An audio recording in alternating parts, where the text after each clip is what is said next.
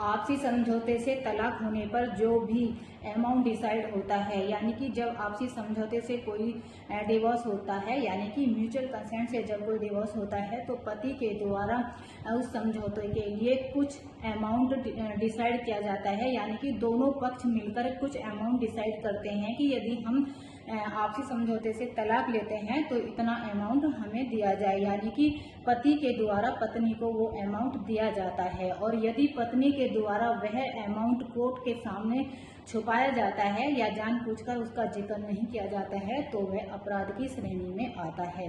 आज डिस्कस करते हैं इसी के ऊपर। दिल्ली के एक न्यायालय के द्वारा इसी तरह के एक मामले में एक महिला के ऊपर आपराधिक कार्रवाई की गई है, जिसमें मामला यह था कि एक दंपति का जो डिवोर्स है वो आपसी सहमति से हुआ था, जिस पर पति के द्वारा महिला को 10 लाख रुपए दिए गए थे। लेकिन महिला के द्वारा कोर्ट में एक अपील की गई तो उन 10 लाख रुपयों का उसने कहीं भी जिक्र नहीं किया, अर्थात जो 10 लाख रुपए दिए गए थे उनको छुपा लिया गया।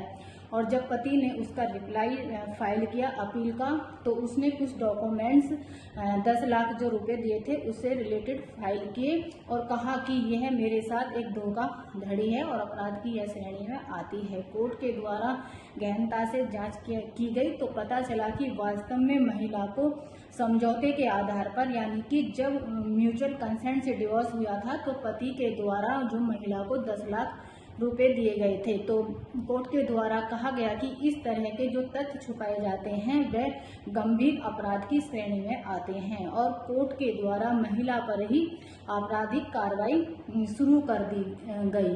तो इसी प्रकार की लीगल जानकारी के लिए हमसे जुड़े रहें। धन्यवाद।